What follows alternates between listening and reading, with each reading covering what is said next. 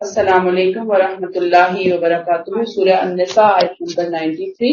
رب اشرح لی صدری ویسر لی امری واحلل عقدۃ من لسانی یفقهوا قولی رب زدنی علما۔ ومن یقتل مؤمنا متعمدا، رہا وہ شخص جو کسی مومن کو جان بوجھ کر قتل کر دے تو اس کی سزا جہنم ہے، جس میں وہ ہمیشہ رہے گا، اس پر اللہ کا غضب اور اس کی لعنت ہے، اور اس کے لیے اللہ نے ایک بڑا عذاب تیار کر رکھا ہے۔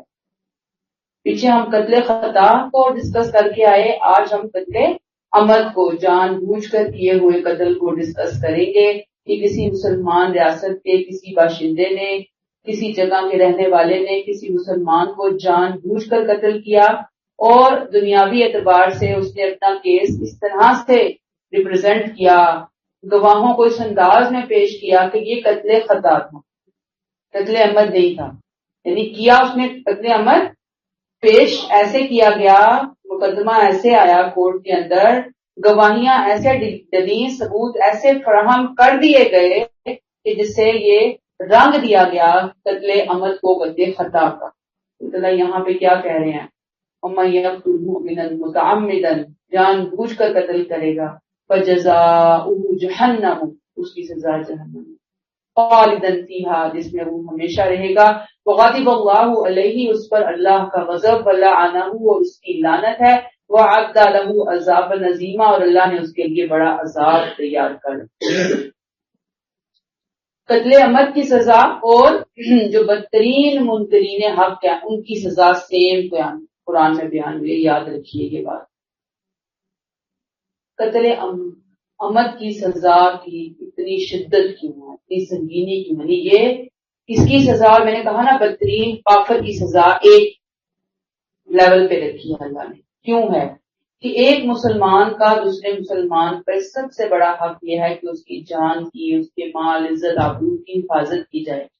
جب کسی نے کسی کی جان لے لی تو اس نے حقوق العباد کے ایک بہت بڑے پرچے کو مس کر دیا، وہ فیل ہو گیا، اس نے اسکپ کر دیا، حق تلف کر دیا، مرنے والا دنیا سے چلا گیا، اب اصلاح کا کوئی موقع ہی نہیں ہے۔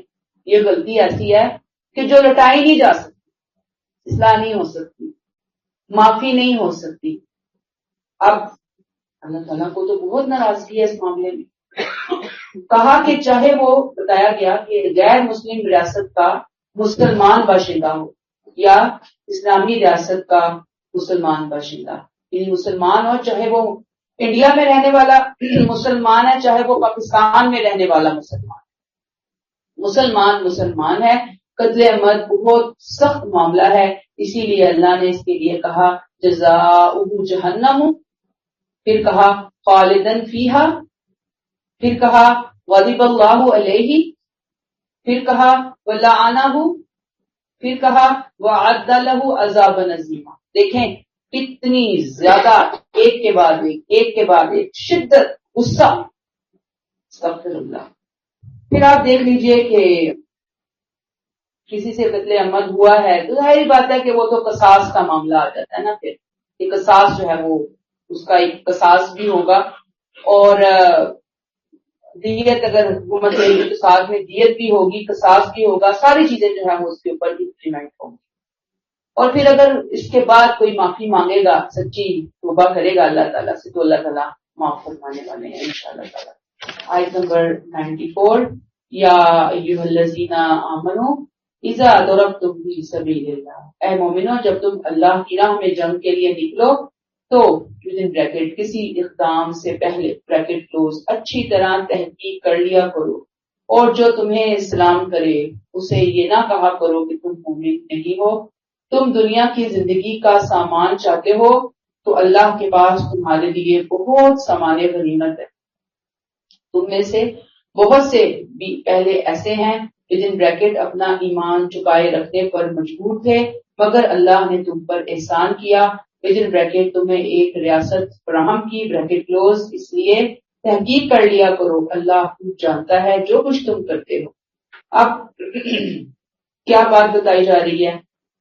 دارالحرب میں مسلمان پھنسے ہوئے ہیں، اپنا ایمان وہ ظاہر بھی اس طرح سے نہیں کر پا رہے، یا کیا ہے تو مظلوم ہے، وہاں سے نکلنے کا کوئی راستہ نہیں پا رہے، اب ان کی حفاظت کیسے کی جائے؟ اسی حوالے سے اللہ نے مزید انسٹرکشن دی کہ جب کسی علاقے پر حملے کے لیے نکلو تو بہت احتیاط کے ساتھ، رسپانسبلٹی کے ساتھ، کیونکہ اللہ نے ابھی آیت 93 میں بتا دیا نا کہ مومن کا قتل بہت سنگین جرم کر ہی نہیں سکتے، لہذا پہلے ہی پیش بندی کر لو، پہلے ہی احتیاطی تدابیر اختیار کر لو۔ اگر کوئی مسلمان اپنے ایمان کی گواہی کے لیے السلام علیکم کہے تو تم ایسا نہ کرو کہ مال کی لالچ میں اسے قتل کر دو کہ مال غنیمت ملے گا، اسے میں کافر سمجھ کر مار دوں گا، لوگوں کو ڈکلیئر کر دوں گا، یہ تو مجھے پتا ہے یا اسے پتا ہے، اس نے میرے سامنے کلمہ پڑھا تھا، میں کسی کو کب بتاؤں گا کہ میرے سامنے اس نے کلمہ پڑھا تھا، اور جو اس کا مال ہے وہ میں لے کر چلتا بنوں گا اور جا کر میں مال غنیمت ڈکلیئر کر کے اس کو حاصل کر دوں۔ اللہ تعالیٰ نے کلیئر کر دیا کہ نہیں، یا ایھا الذین آمنوا اذا ضربتم فی سبیل اللہ، اے مومنو جب تم اللہ کی راہ میں نکلو تو کیا کیا کرو، فتبینوا، تم تحقیق کر لیا کرو، جان لو، ریسرچ کر لو کہاں جا رہے ہیں، کن لوگوں میں جا رہے ہیں، جو آگے آ رہا ہے وہ کیا کہہ رہا ہے، وَلَا تَقُولُوا لِمَنْ أَلْقَىٰ إِلَيْكُمُ السَّلَامَ لَسْتَ مُؤْمِنًا، جب تمہیں کوئی کہے السلام علیکم تو تم یہ نہ کہہ دیا کرو کہ نہیں تم تو مومن نہیں ہو، اور اس کہنے کی ریزن کیا ہے، اس کے پیچھے مال کی محبت۔ سلام کوئی کر رہا ہے، مان لو، کنسیڈر کرو اس کے سلام کو، چاہے وہ کوئی جھوٹا ہی سلام کیوں نہیں کر رہا، تم نے دل تو نہیں چیر کے دیکھا ہوا نا اس کو، اس کی زبان پہ اعتبار کرو، تلوار ہٹا لو اس سے۔ تبتغون عرض الحیات الدنیا، تم دنیا کی زندگی کا سامان چاہتے ہو، جنگیں فتوحات حاصل کرنے کے لیے، مال غنیمت جمع کرنے کے لیے لوگ لڑتے رہے ہیں، اے مسلمان تم نہیں لڑو گے اس طرح سے جنگ، تمہاری جنگوں کا مقصد تو ظالموں کو سزا دینا، مظلومین کو ظالموں کے پنجے سے چھڑانا، یہ تمہاری جنگوں کا مقصد ہے، تمہارے جہاد کا مقصد ہے۔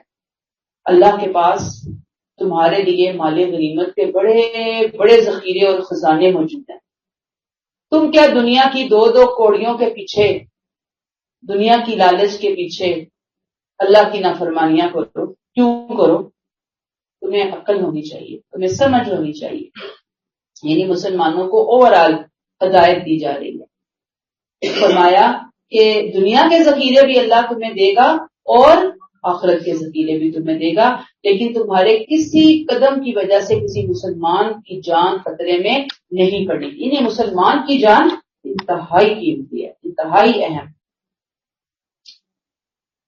فَعِندَ اللَّهِ مَغَانِمُ كَثِيرَةٌ، اللہ کے پاس تمہارے لیے بہت سامان غنیمت۔ دیر ہو گئی نا بات، كَذَلِكَ كُنتُم مِّن قَبْلُ فَمَنَّ اللَّهُ عَلَيْكُمْ فَتَبَيَّنُوا، تم بھی پہلے ایسے ہی مجبور تھے، تم بھی تو اسی حالت سے گزر کر یہاں آئے ہو، مسلمان بنے ہو، بڑے کمزور تھے، تمہارے ارد گرد بھی ظالموں نے گھیرا ڈالا ہوا تھا، تم بھی اپنی جان بچا کر نکلے ہو، مگر اللہ نے تم پر احسان کیا، تمہیں مدینہ کی بریکٹ ریاست عطا کی، بریکٹ روز اس لیے تحقیق کر لیا کرو، اللہ نے آج تمہیں مدینہ جیسی آزادی عطا کر دی، کھلی فضا عطا کر دی ہے، اب تم تکبر میں آ جاؤ گے، دوسروں کو اپنے سے حقیر کر دو گے، جنگ کے لیے نکلو گے تو کوئی احتیاطی قدم نہیں اٹھاؤ گے، اللہ کے اس حکم میں بے پرواہی کا مظاہرہ کرو گے، سستی کا مظاہرہ کرو گے۔ یاد رکھو کہ اگر تم نے مال غنیمت کی لالچ میں کسی مسلمان کو قتل کر دیا تو ان اللہ کان بما تعملون خبیرا، جو تم کرتے ہو اللہ اس سے بہت اچھے طریقے سے باخبر ہے۔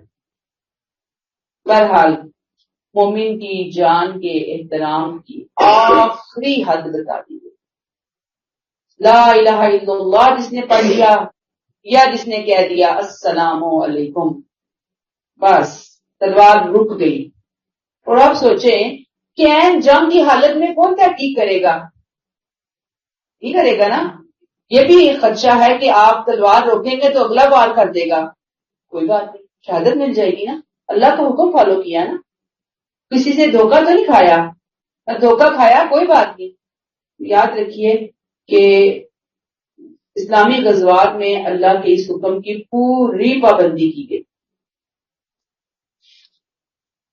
ایک دفعہ کسی صحابی سے تھوڑی سی بے احتیاطی ہوئی تو آپ صلی اللہ علیہ وسلم نے اتنی سخت تنبیہ کی تھی کہ کہتے ہیں کہ سننے والوں کے دل دہل گئے اس تنبیہ سے۔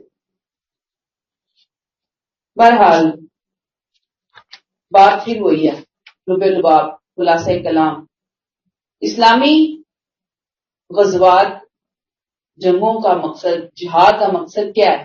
مال غنیمت، شہرت، اللہ کی خاطر مظلوموں کو ظالموں کے پنجے سے چھڑانا۔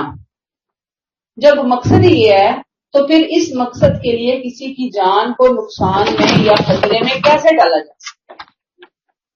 چاہے اپنی جان چلی جائے، کوئی غم نہیں، کوئی پرواہ نہیں۔ اور پھر بار بار دیکھیں اللہ تعالیٰ کہہ رہے ہیں، اوپر بھی آیت 94 کے شروع میں فتبین، تحقیق کرو، نیچے پھر آیا فتبینوا، تحقیق کرو۔ تحقیق کرو بہت اہم بات ہے، اور ہم ہیں کہ تحقیق سے ہزاروں میل دور ہیں۔ جیسے میں آپ کو پچھلے لیکچر میں بتا کر آئی کہ ہم ایسے ہی جھوٹ پر مبنی ایسی ہی باتیں ادھر ادھر پھیلا کر خوش ہو جاتے ہیں، ہر بات بغیر تحقیق کے آگے کرتے ہیں۔ تو یاد رکھیے کہ بہت بڑے گناہ سے اوائڈ کرنا چاہیے۔ آیت نمبر 95، لا يستوي القاعدون من المؤمنین، ودن بریکٹ اس جنگ کے لیے نکلو اس لیے کہ بریکٹ کلوز، مسلمانوں میں سے وہ لوگ جو بغیر کسی معذوری کے گھروں میں بیٹھے رہتے ہیں، اور وہ جو اپنے مال و جان کے ساتھ اللہ کے راستے میں جہاد کرتے ہیں، دونوں برابر نہیں ہیں۔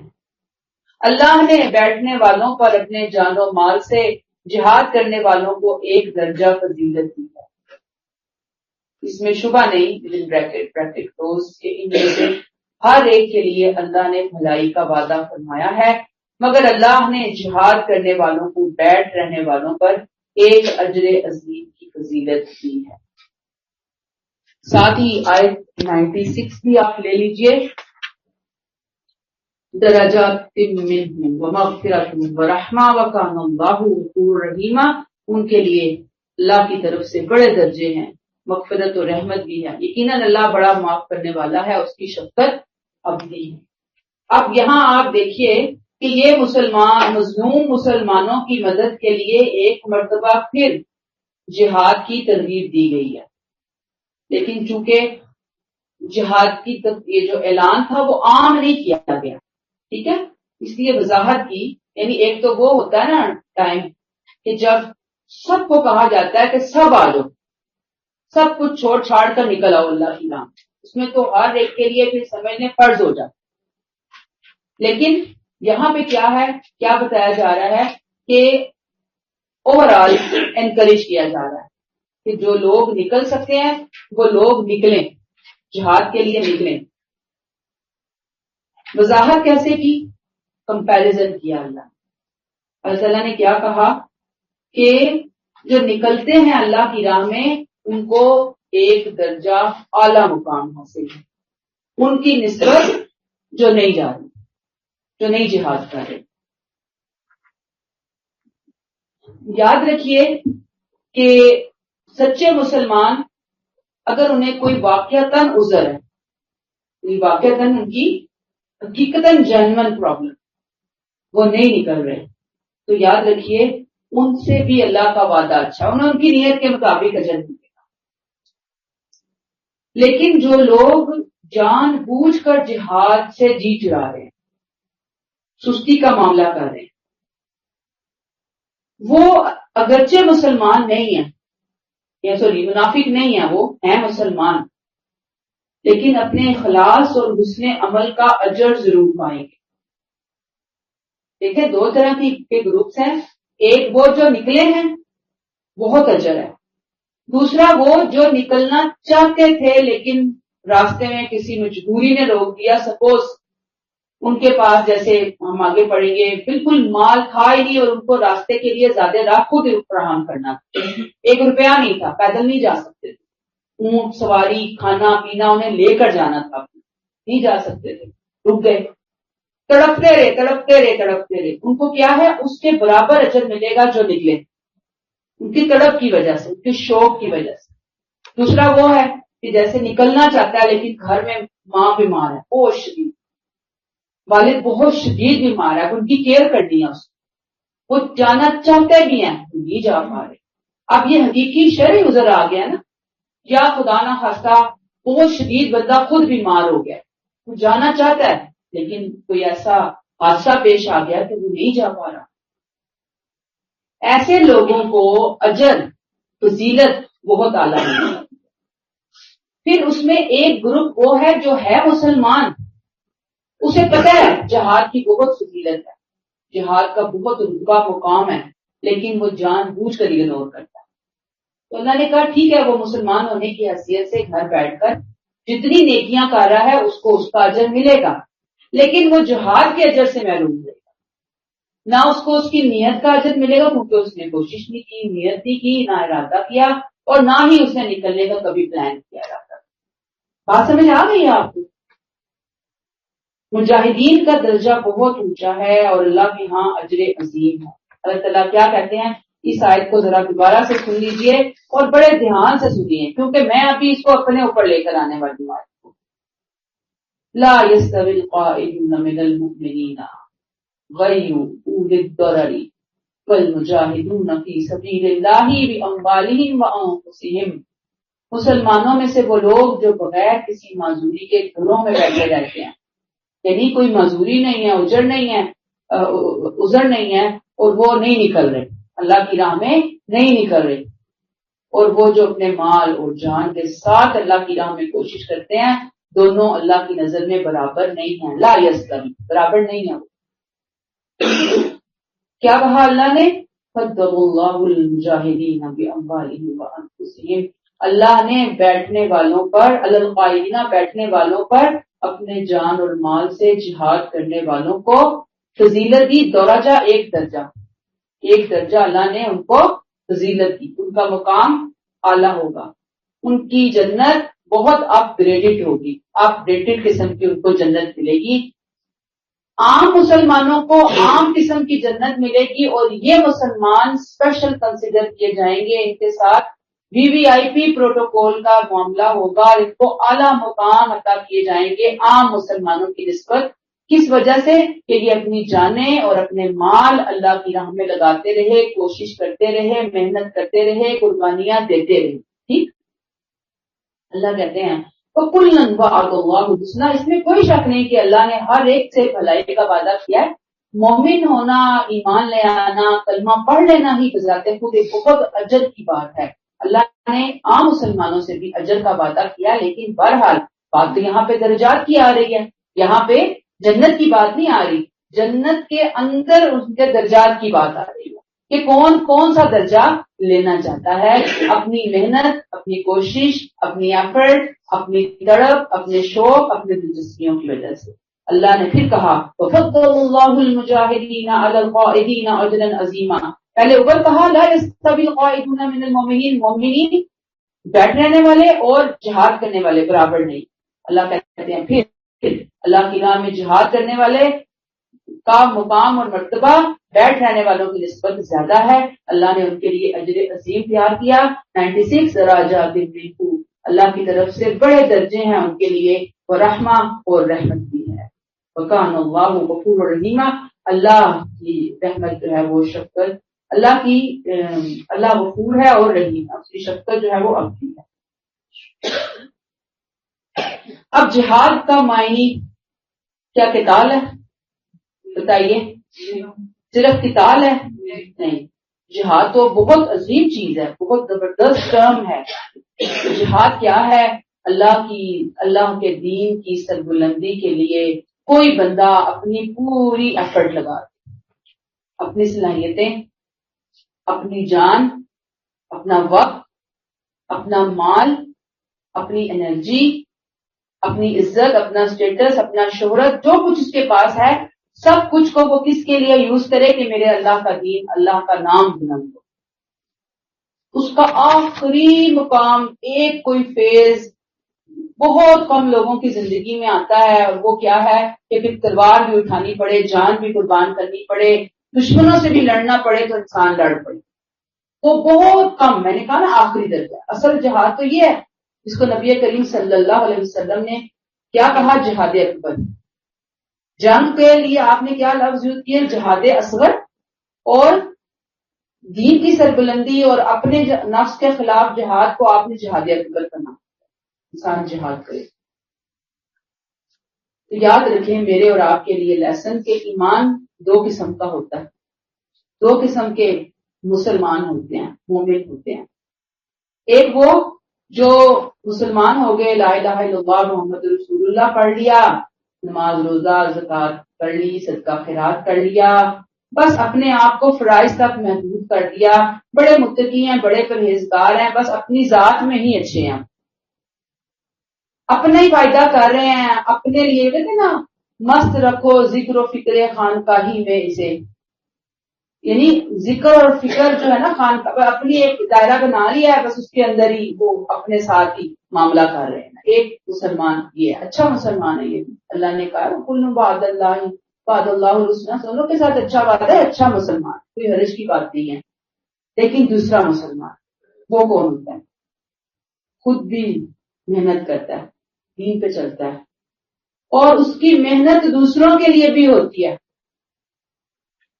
وہ دوسروں کو بھی لانے کی کوشش کرتا ہے، وہ دوسروں کے لیے بھی ایفرٹ کرتا ہے. وہ ہر وہ کام کرتا ہے، ہر وہ پلاننگ کرتا ہے کہ جس سے اللہ کا دین دوسروں تک پہنچے اور لوگوں کو انٹروڈکشن حاصل ہو اللہ کے دین کے بارے میں. آپ کے سامنے اگر دو جابز کا آپشن رکھا جائے، آپ کو بتایا جائے کہ ایک کا سیلری پیکج کم ہے اور دوسرے کا سیلری پیکج زیادہ ہے، آپ کس کو پریفر کریں گے؟ زیادہ والے کو کریں گے نا. دین کے معاملے میں یہ اسپرٹ نہیں ہے، نہیں ہے نا. کیوں نہیں ہے؟ سوچیں ذرا. شوق نہیں، سمجھ نہیں ہے. میں سمجھتی ہوں سمجھ آ جائے تو پھر شوق بھی پیدا ہو جائے اور دلچسپی بھی پیدا ہو جائے، پھر لوگ نکلیں. پھر لوگ کہیں کہ نہیں گھروں میں نہیں بیٹھے رہنا اے سی لگا کے، نہیں جی ہم تو بس یہی کر لیتے ہیں، نہیں جی ہمارے پاس تو وقت ہی نہیں ہوتا، نہیں جی ہم کیا کریں. آپ کو پتا ہو کہ آپ کے ہمسائے میں، آپ کے پڑوس میں، آپ کے محلے میں لوگوں کو مجھے بتانا ہے، لوگوں کو سمجھانا ہے، لوگوں کو مجھے نکالنا ہے، مجھے فلاں کو بھی بتانا ہے اللہ کا حکم، مجھے فلاں کو بھی بتانا ہے اللہ کا حکم. یہ کرنے والا کام ہے. جب ہم کریں گے، جتنا حصہ ہم اپنا ڈالیں گے، آپ یاد رکھ لیجئے کہ یہ ایک بڑی ایفرٹ والا معاملہ ہے، اور اس کے لیے اللہ نے اجر بتایا، اللہ نے اس کے لیے انکریج کیا. اتنے خوبصورت الفاظ لا کر فضل اللہ المجاہدین علی القائدین اجرا عظیما درجات منہ ومغفرۃ ورحمہ وکان اللہ غفورا رحیما. یہ دیکھ لیں. لہذا جب کبھی دل میں سستی آئے نا، جب کبھی آپ چاہیں کہ نہیں نہیں میں کیا کروں، میرا نہیں دل کر رہا، بس میں اپنی نماز تو پڑھ لیتی ہوں نا، دیکھو میں کرتی تو ہوں نا، میں روزہ بھی رکھتی ہوں، میں تسبیحاں بھی پڑھتی ہوں، میں اتنا قرآن بھی پڑھتی ہوں، کیا ہوا؟ آپ کہیں نہیں، اللہ نے تو کہا ہے کہ گریڈ زیادہ ملیں گے نکلنے والوں کو، کوشش کرنے والوں کو. جیسے اب آپ لوگ کن لوگوں میں شامل ہیں جو ماشاءاللہ بیٹھے ہوئے یہاں پہ؟ مجاہدین کے جو یہاں آئے ہیں، جو آن لائن ایفرٹ کر کے بیٹھے ہیں. ظاہری بات ہے کہ ہر ایک اپنی انرجی لگا رہا ہے نا، اپنا وقت لگا رہا ہے، اپنا کچھ لوگ پیسہ لگا کے نیٹ آن کر کے نیٹ پیکج لے کر بیٹھے ہیں. تو ہر بندے نے کوشش کی ہے، تو کوشش ضرور کریں، چاہے تھوڑی کریں، اپنی اپنی نیت، اپنے اپنے حالات، اپنے اپنے ماحول کے مطابق. دیکھیے اب جو ماحول مجھے ملا ہے ممکن ہے وہ آپ میں سے کسی کے پاس نہ، مجھ سے پوچھ زیادہ ہوگی کہ تمہارے پاس تو بہت اچھا ماحول تھا، تمہیں تو بہت سہولیات ملی ہوئی تھی، تمہیں تو ہر طرف سے آسانیاں ملی ہوئی تھی، تمہیں تو بہت سپورٹ کرنے والے لوگ موجود تھے، تم نے کیوں نہیں کیا بھائی؟ یہ بھی بتاؤ ذرا. تم بڑی تم نیک اور پرہیزگار بنی ہوئی تھی. ادھر اس طرح میرے جیسے لوگ تو بہت پھنسیں گے، اللہ نہ کرے، میں ان میں شامل ہوں، لیکن ایک جنرل بات ہے کہ یہ بڑی سخت بات ہے، تو آپ کو دوسروں کی بھی فکر کریں، دوسروں کی فکر میں بھی بھلانا ہے خود کو، لیے دیا نہیں رہنا، بے حس نہیں رہنا، کوشش کرنی ہے، پروگرام بنانے ہیں، ٹائم ٹیبل بنانا ہے، شیڈیول بنانا ہے، پلاننگ کرنی کیسے کیسے کس کو پہنچانا ہے، کیا چیز پہنچانی ہے، کیا چیز بتانی ہے، فیملی میں، باہر، ارد گرد، ملنے جلنے والوں میں، راستے میں آتے جاتے ہوئے، بس مجھے جو اپنی لیول پہ رہتے ہوئے جو کام میں کر سکتی ہوں، جو اللہ نے مجھے صلاحیت عطا کی ہے، مجھے وہ کرنا ہے، تو ان شاء اللہ تعالیٰ اس کا اجر ملے گا۔ بڑی اچھی بات ہے الحمدللہ۔ اور یہ میں آپ کو ایک بات بتا دوں کہ یہ ضروری نہیں ہوتا کہ آپ نے درس ہی دینا ہے، آپ بس جو بھی کوشش کر سکتے ہیں، جو انرجی ڈال سکتے ہیں اس کام کی کرنی چاہیے، بندے چلے ہی جاتے ہیں، ہاں اپنی طرف سے کرو، جو خواتین آ کے بول دو، ہاں اپنی طرف سے تو بول دو، سننا نہ سننا تو الگ بات ہے۔ بالکل۔ آیت نمبر 97، ان الذین توفاہم الملائکہ، اس موقع پر بھی جو لوگ ان بستیوں سے نکلنے کے لیے تیار نہیں ہیں جہاں انہیں دین کے لیے ستایا جا رہا ہے، تو انہیں بتا دیجیے بریکٹ کلوز، جن لوگوں کی جان فرشتے اس حال میں قبض کریں گے کہ بریکٹ اپنے ایمان کو خطرے میں ڈال کر بریکٹ کلوز وہ اپنی جان پر ظلم کر رہے تھے، ان سے پوچھیں کہ تم کس حال میں پڑے تھے، وہ لوگ جواب دیں گے کہ ہم تو اس ملک میں بالکل بے بس تھے، فرشتے ان سے کہیں گے ودن بریکٹ تم غلط کہہ رہے ہو، بریکٹ کیا اللہ کی زمین وسیع نہیں تھی کہ تم اس میں ہجرت کر جاتے؟ سو یہی لوگ ہیں جن کا ٹھکانہ جہنم ہے، اور وہ کیا ہی برا ٹھکانہ ہے۔ اب ان تمام غیر معذور مسلمانوں کو جو اب تک دارالحرب میں پڑے ہوئے تھے ہجرت پر ابھارا جا رہا ہے، اور یہ گویا ان کے لیے آخری تنبیہ ہے، آخری وارننگ دی جا رہی ہے۔ جو نہیں نکل رہے، نکل سکتے ہیں، نکل نہیں۔ تمہید اس طرح سے اٹھائی اللہ نے آیت کی کہ جو لوگ اسلام کا دعویٰ کرنے کے باوجود بغیر کسی شدید مجبوری کے، شرعی عذر کے، اب تک دارالکفر میں پڑے ہوئے ہیں، اسی حالت میں ان کی موت آئی تو فرشتے ان سے سوال کریں گے کدھر تھے بھائی، کہاں تھے؟ آگے سے بندے جواب دیں گے کہ بھئی ہم تو بڑے مجبور تھے، ہم تو بڑے بے بس تھے۔ فرشتے کہیں گے کیا اللہ کی زمین تمہارے لیے کہیں اس کے اندر جگہ نہیں تھی کہ تم وہاں ہجرت کر جاتے؟ فرمایا کہ ایسے لوگوں کا ٹھکانہ جہنم ہوگا، اور وہ بہت ہی برا ٹھکانہ ہوگا۔ کلیئر ہو گئی آیت؟ ان الذین جی مسلمانوں کے بارے میں بات ہو رہی ہے کہ ہاں جی جو مطلب کہ اس کا فطرت ایمان کا ایک پیمانہ تھا کہ وہ ہجرت کرے گا تو اس کا کامل ایمان۔ ہاں، جو اس وقت ہجرت کا جب اعلان عام ہو گیا اور لوگ نہیں نکلے، ٹھیک، ایک بار قیامت تک یہ حکم ان لوگوں کے لیے ہوگا کہ جہاں ایمان یا اسلام کو بچانا ان کے لیے مشکل ہو گیا تھا، ان کو ٹارچر کیا جا رہا تھا اور وہ وہاں سے نکل سکتے تھے لیکن انہوں نے نہیں نکلنا پسند کیا، اور اپنے ایمان کو انہوں نے خطرے میں ڈال دیا، اپنی نسلوں کے ایمان کو خطرے میں ڈال دیا۔ بڑا مشکل صورتحال ہے۔ ان الذین توفاہم الملائکۃ ظالمی انفسہم قالوا فیما کنتم، فرشتے ان کی جان اس حال میں قبض کریں گے کہ جو اپنی جانوں پر ظلم کر رہے تھے، بریکٹ اپنے ایمان کو خطرے میں ڈال کے، اور ان سے پوچھیں گے کہ تم کس حال میں پڑے رہے؟ قالوا کنا مستضعفین فی الارض، وہ کہیں گے کہ ہم تو اس ملک میں بالکل بے بس تھے۔ فرشتے ان سے کہیں گے تمہاری بات غلط ہے، کیا اللہ کی زمین وسیع نہیں تھی کہ تم اس میں ہجرت کر جاتے؟ فاولئک قالوا الم تکن ارض اللہ واسعۃ فتہاجروا فیہا فاولئک مأواہم جہنم وساءت مصیرا، سو یہی لوگ ہیں جن کا ٹھکانہ جہنم ہے اور وہ بہت ہی برا ٹھکانہ ہے۔ کلیئر ہو گئی یہ بات؟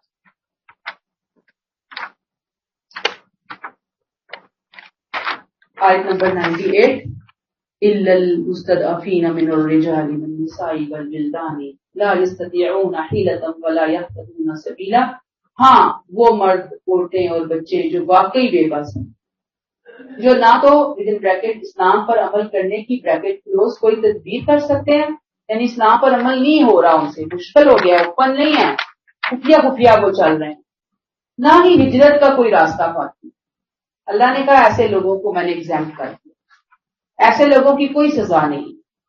آیت 99 بھی اسی کا ہی حصہ ہے، فَأُولَٰئِکَ عَسَى اللَّهُ أَن يَعْفُوَ عَنْهُمْ وَكَانَ اللَّهُ عَفُوًّا غَفُورًا۔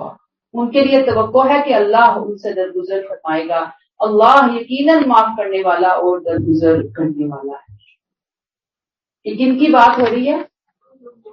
بے بس ہیں، کمزور ہیں، عورتیں ہیں، مرد ہیں، بچے ہیں، معذور ہیں۔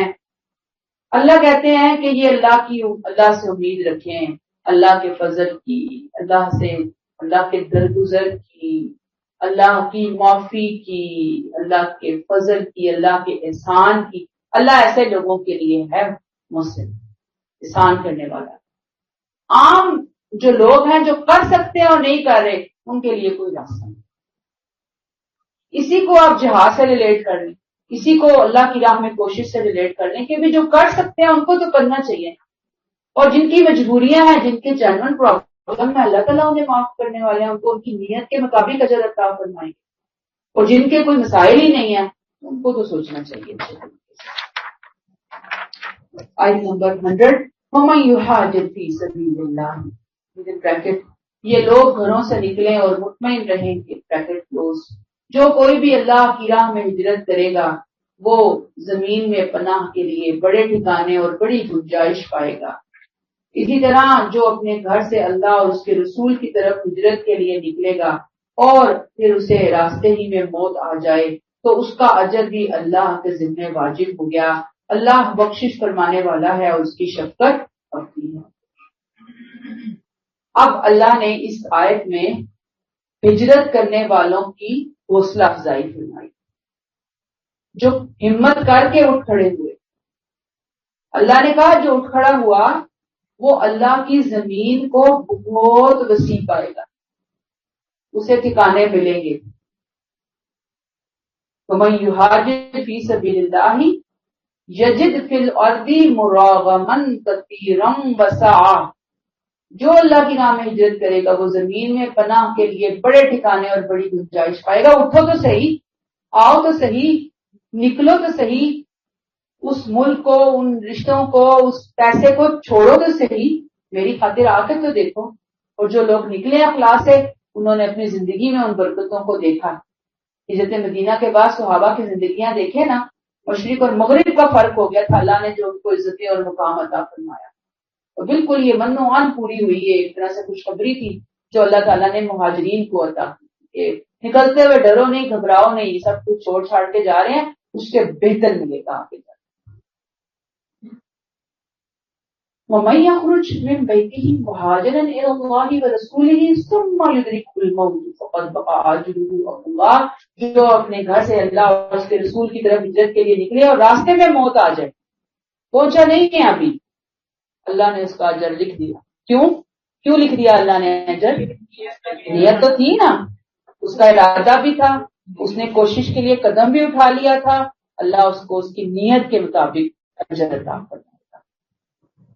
وَكَانَ اللَّهُ غَفُورًا رَحِيمًا، اللہ بخشش فرمانے والا ہے، اس کی شفقت ہوتی ہے۔ اب یہاں آپ دیکھ لیجئے کہ یہ بات جو کہی جا رہی ہے کہ بندہ اگر نکلتا ہے اور دین کے لیے ستایا جا رہا ہے اور تب وہ نکلتا ہے تو ظاہری بات ہے کہ اللہ نے اس کے لیے اجر عظیم کا وعدہ کیا، اور آگے جہاں وہ جا رہا ہے اللہ وہاں اس کے لیے آسانیاں پیدا کر دے گا۔ اور پھر یہ بھی کہ ہجرت کے اجر عظیم کے لیے ضروری نہیں کہ آدمی دارالہجرت پہنچ جائے، بلکہ یہی کافی ہے کہ گھر سے نکلے، نکلتے ساتھ ہی موت آ گئی، اللہ کے ہاں وہ اٹھایا جائے، مومن اٹھایا جائے گا، مہاجر اٹھایا جائے گا۔ یہاں ہجرت خاص کا ذکر ہے، جو ہجرت اعلان ہو گیا، جس کا اعلان ہو گیا، فرض کر دی گئی۔ بہرحال ہجرت عام بھی ہے، جیسے کل ہم نے اس موضوع پہ شاید بات بھی کی تھی، گناہوں کو چھوڑنا، ماحول کو چھوڑنا، کسی بری عادت کو چھوڑنا، یہ بھی ہجرت ہے۔ اللہ تعالیٰ ہمیں توفیق عطا فرمائے کہ ہم بھی ہجرت عامہ کا اجر جو ہے وہ سمیٹنے والے بنا کریں، کہ جب کوئی عموماً ہمارے تو حالات نہیں اتنے خراب ہوتے یا ماحول بھی ٹھیک ہی ہوتا ہے، عادتیں بڑی تنگ کرتی ہیں، بری عادتیں، بری سوسائٹی، تو انسان کوشش کرے کہ میں یہ والی ہجرت کا اجر تو دیتی ہی رہا کروں یہاں پر، اپنے ان گناہوں سے بچ کر نکلنے کے حوالے سے۔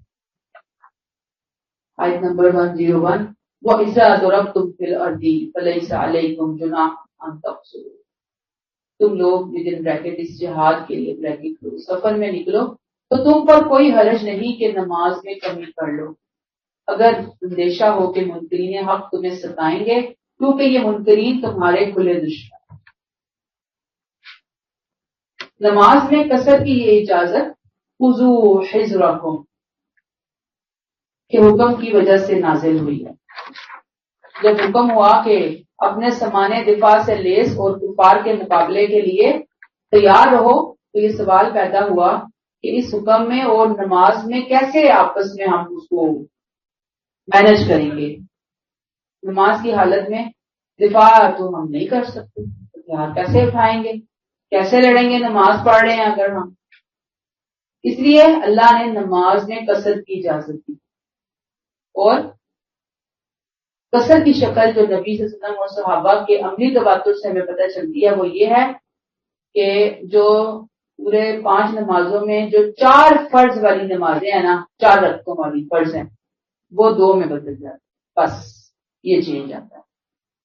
باقی نہ مغرب میں چینج آئے گا، نہ فجر میں چینج آئے گا۔ سنتیں اور نوافل ہم چھوڑ سکتے ہیں، کوئی حرج کی بات نہیں۔ قصر کی یہ اجازت ویسے تو جہاد کے لیے، میدان جنگ کے لیے ہوئی، لیکن اس میں پھر ہر طرح کے سفر کو شامل کر لیا گیا۔ ہر وہ سفر جہاں کوئی آپ تجارت ہے، کوئی کھیل کود ہے، جہاں سفر ہے، آپ جا رہے ہیں، آپ کو پتہ چل رہا ہے کہ سفر ہے، یا بے اطمینانی ہے، آپا دھاپی ہے، حج کا سفر ہے، اللہ تعالیٰ نے اپنے رسول صلی اللہ علیہ وسلم کے ذریعے ان سفروں کے اندر قصر کی اجازت دی، اور یہ جو قصر ہے یہ میں نے آپ کو بتا دیا کہ کن کن نمازوں کے اندر ہوگا۔ ایسے ہی نبی کریم صلی اللہ علیہ وسلم نے اللہ کے حکم سے سفر میں نمازوں کو جمع کرنے کی اجازت دی، ظہر اور عصر، مغرب اور عشاء۔ حکومت کا بیان ہے کہ اس طرح بغیر کسی خطرے کے قصر کر لینے پر مجھے تعجب ہوا۔ میں نے آپ سے پوچھا تو آپ نے کہا کہ یہ اللہ کی عنایت ہے جو اس نے تم پر کی، سو اللہ کی اس عنایت کو قبول کرو۔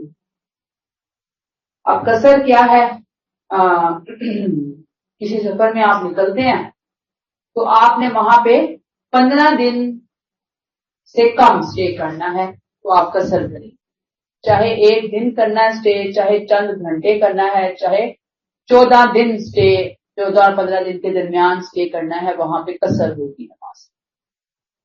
اور اگر آپ نکلتے ہیں اور آپ کو ٹائم ڈیوریشن ہی نہیں پتا کہ واپسی کب ہوگی، پتہ نہیں 15 دن بعد ہوگی، 20 دن بعد ہوگی، مہینے بعد ہوگی، وہ ڈاؤٹ فل ہیں، وہ زیادہ حالات اسٹیبل نہیں ہیں، کچھ سمجھ نہیں آ رہی، تو وہاں پہ بس قصر کرتے جائیں، چاہے سال رہیں چاہے 10 سال رہیں، اجازت ہے کہ اللہ نے سہولت دی ہوئی ہے، اللہ نے رخصت دی ہوئی ہے، تو اس کی رخصت سے فائدہ اٹھانا چاہیے۔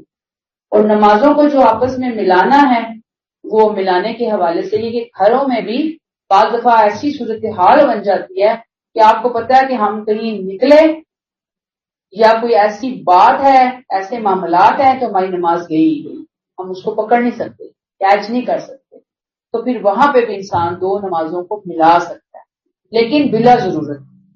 یعنی شرعی عذر کیا ہے کہ جب آپ کو پتہ ہے کہ آپا دھاپی بچی ہو، وہ کوئی فنکشن، کوئی ایونٹ، کوئی مسئلہ ہو سکتا ہے، وہاں پہ بھی نماز کو آپ اکٹھا کر سکتے ہیں۔ ادروائز آپ اپنی نماز کو اپنی جگہ پہ ہی پڑھیں، اجر اسی کا ہی، ٹھیک ہے نا، زیادہ اجر ہے اس کا۔ پھر لوگ کہتے ہیں کتنا سفر کہاں سے شروع ہوگا، تو بس اپنے علاقے سے باہر نکلیں، قصر شروع آپ کہیں پہ بھی پڑھ سکتے ہیں نماز، تو شاید پہلے بھی سوزوں میں بات کر چکے۔ اب یہاں پہ کیا ہے، نماز خوف کے حوالے سے بتایا جا رہا ہے طریقہ کہ نماز دی معاف کسی صورت میں۔ آپ دیکھیں کہ صحابہ کرام کو آپ سے اتنی محبت تھی، وہ کسی حالت میں بھی فرض نماز میں بھی آپ کا ساتھ نہیں چھوڑتے تھے، تو اللہ تعالیٰ نے ان کی آپ صلی اللہ علیہ وسلم سے محبت کو دیکھتے ہوئے یہ کہا کہ ٹھیک ہے جی نماز جو ہے وہ ایسے پڑھنی ہے تاکہ صحابہ کی محبت کا خیال رکھا جا سکے. اب یہ جو آیت آئی ہے مشکل کا حل ہے کہ نبی کریم صلی اللہ علیہ وسلم موجود ہے، خطرے کا وقت ہے، جنگ کا وقت ہے، آپ امامت کروا رہے ہیں.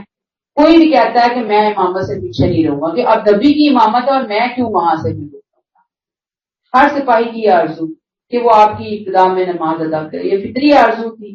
لیکن ظاہری بات ہے دفاع بھی ضروری تھا. اس کے لیے آپ صلی اللہ علیہ وسلم اللہ تعالیٰ نے ایک حل دیا، سولوشن دیا کہ آپ صلی اللہ علیہ وسلم خود 4 رکعتیں پڑھتے اور لشکر 2 رکھتے، 2 گروپس میں تقسیم ہو کر پڑھتے. قرآن نے یہ آسانی اور تدبیر کی کہ قصر نماز ہی صحابہ پڑھیں گے اور لشکر کے دونوں حصے یکے بعد دیگرے آپ کے ساتھ آگی نماز میں شامل ہوں گے اور آگی نماز اپنے طور پر ادا کر لیں گے. ایک حصہ پہلی رکعت کے سجدوں کے بعد پیچھے ہٹ کر حفاظت و نگرانی کا کام سنبھالے گا اور دوسرا حصہ جس نے نماز نہیں پڑھی آپ کے پیچھے آ کر دوسری رکعت میں شامل ہو جائے گا. اور یعنی پھر دوسرا جو گیا ہے یہاں سے وہ پھر واپس آئے گا اور وہ پھر اپنا پہلی رکعت جو ہے وہ پڑھے گا.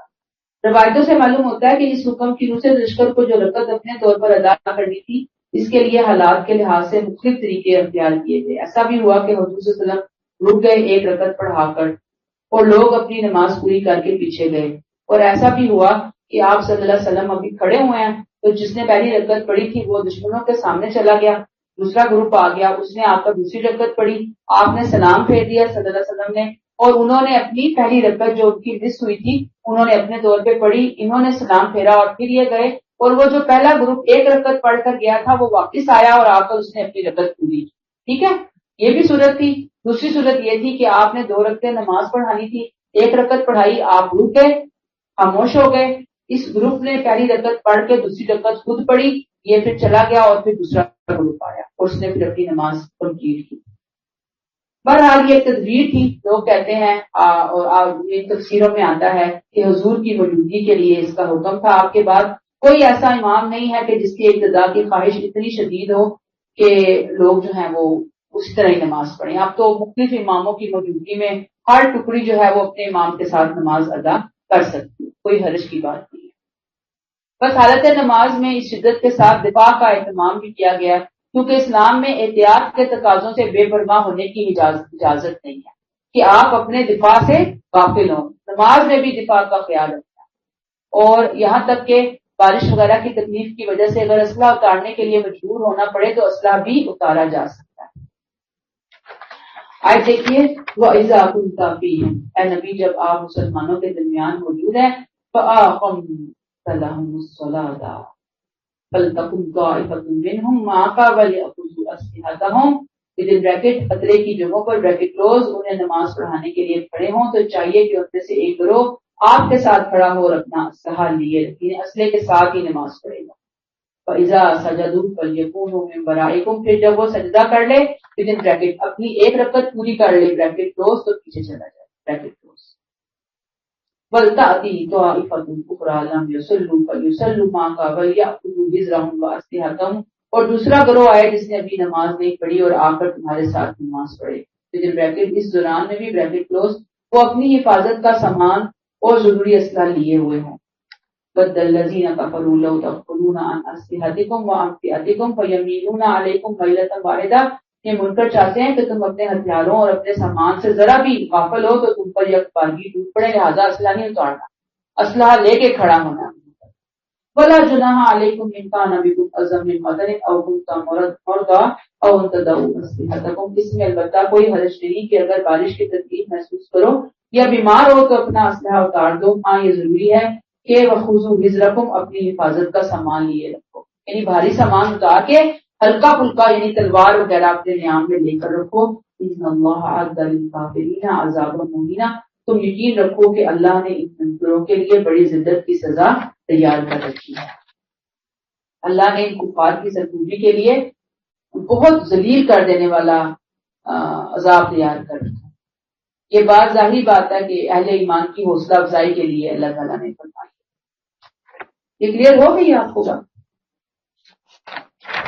آیت نمبر 103 فَإِذَا قَضَيْتُمُ الصَّلَاةَ، پھر جب نماز سے فارغ ہو جاؤ تو اللہ کو کھڑے بیٹھے اور اپنے پہلوؤں کے بل ہی نہیں لیٹے، ہر حال میں اللہ کو یاد کرتے رہو، لیکن جب اطمینان نصیب ہو جائے تو پوری نماز پڑھو ودن بریکٹ، اس کے لیے جو وقت مقرر ہے اس کی پابندی کرو، بریکٹ کلوز، اس لیے کہ نماز پابندی وقت کے ساتھ اہل ایمان پر فرض کی گئی ہے۔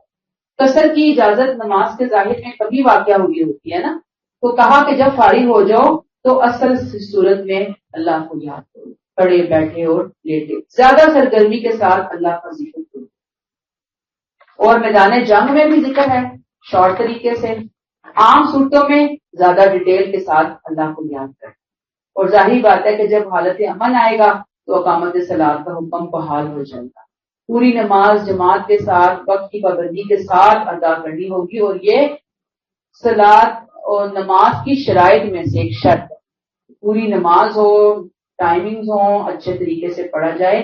اللہ نے اہل ایمان پر جو کچھ فرض کیا وہ یہی ہے، نماز کو اپنے وقت کے اوپر ادا کرنا، یہ اللہ نے ٹائمنگ جو ہے فرض کر دی۔ اور پھر ایک اور بات جو پتہ چلتی ہے وہ یہ کہ نماز کے بعد بھی اللہ کا ذکر جاری رہے گا، نماز کے بعد کے اذکار ہیں، صبح و شام کے اذکار ہیں، ان کو ہم انسان اپنی روٹین کے اندر شامل کرے، اور مختلف اوقات میں پڑھے جانے والی دعائیں ہیں۔ فَإِذَا قَضَيْتُمُ الصَّلَاةَ فَاذْكُرُوا اللَّهَ، جب نماز سے فارغ ہو جاؤ تو اللہ کو یاد کرو، کیسے؟ قیامًا وقعودا وعلی جنوبہم، کھڑے بیٹھے اور لیٹے۔ فَإِذَا اطْمَأْنَنْتُمْ فَأَقِیمُوا الصَّلَاةَ، جب اطمینان نصیب ہو جائے تو پوری نماز پڑھو۔ ان الصلاۃ کانت علی المؤمنین کتابا موقوتا، نماز پابندی وقت کے ساتھ اہل ایمان پر فرض کی گئی ہے۔ کلیئر ہو گئی ہے بات؟ بس یہاں پہ روک لیتے ہیں۔ سبحانک اللہم و بحمدک، نشہد ان لا الہ الا انت، نستغفرک و نتوب الیک۔